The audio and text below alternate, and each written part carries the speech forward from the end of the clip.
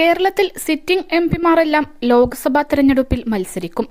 ആർക്കും കോൺഗ്രസ് ഹൈക്കമാൻഡ് ഇളവ് നൽകില്ല.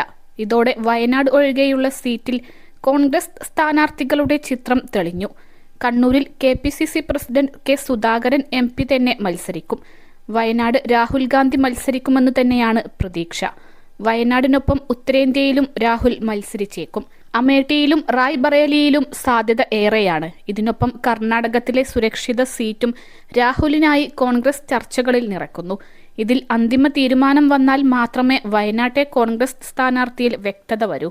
എന്നാൽ സുധാകരൻ മത്സരിച്ചേ മതിയാകൂവെന്ന നിലപാടിലാണ് കോൺഗ്രസ് ഹൈക്കമാൻഡ്. KPCC അധ്യക്ഷ പദവിയും MP സ്ഥാനവും ഒരുമിച്ച് കൊണ്ടുപോകുന്നതിലെ ബുദ്ധിമുട്ട് സുധാകരൻ നേതൃത്വത്തെ അറിയിച്ചിരുന്നു. മത്സരരംഗത്ത് നിന്ന് തന്നെ ഒഴിവാക്കണമെന്നും അദ്ദേഹം ആവശ്യപ്പെട്ടിരുന്നു. എന്നാൽ CPM MV ജയരാജൻ എന്ന ശക്തനായ സ്ഥാനാർത്ഥിയെ തീരുമാനിച്ച സാഹചര്യത്തിലാണ് അതിനെ നേരിടാൻ സുധാകരൻ തന്നെ വേണമെന്ന നിലപാടിലേക്ക് നേതൃത്വം എത്തിയത്.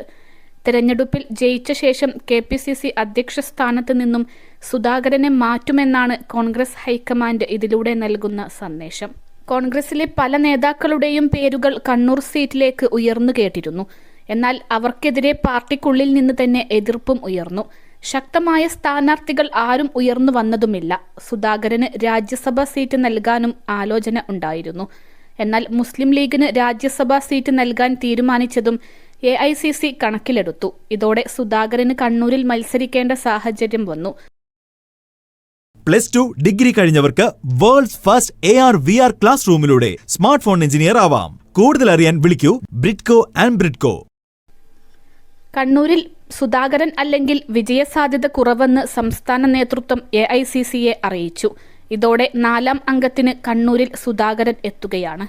കേരളത്തിൽ UDFന് 19 സിറ്റിംഗ് സീറ്റുകളുണ്ടായിരുന്നു. കേരള കോൺഗ്രസ് മാണി വിഭാഗം ഇടതുപക്ഷത്തേക്ക് പോയതോടെ ഇത് 18ആയി. കോട്ടയം കേരള കോൺഗ്രസ് ജോസഫ് വിഭാഗം മത്സരിക്കും.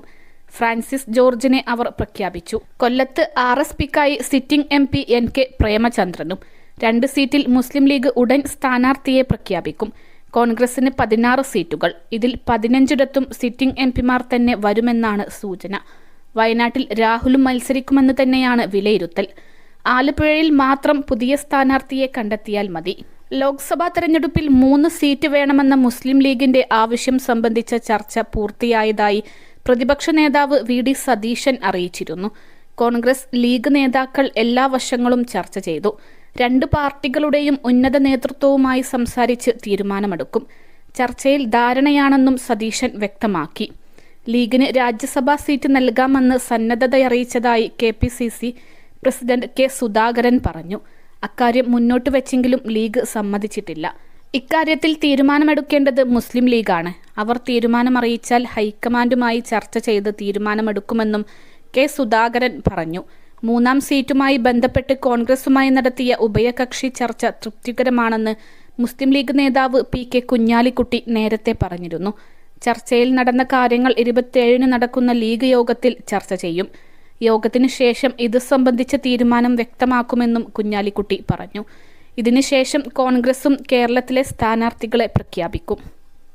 21 ലക്ഷത്തോളം സന്തുഷ്ടരായ ഉപഭോക്താക്കളും 2 ലക്ഷത്തോളം തിമിര ശസ്ത്രക്രിയകളും പൂർത്തിയാക്കിയ മലബാറിലെ ഏക കണ്ണാശുപത്രി അൽ സലാമ ഹൈ ഹോസ്പിറ്റൽ റോഡ് പെരിന്തൽമണ്ണ.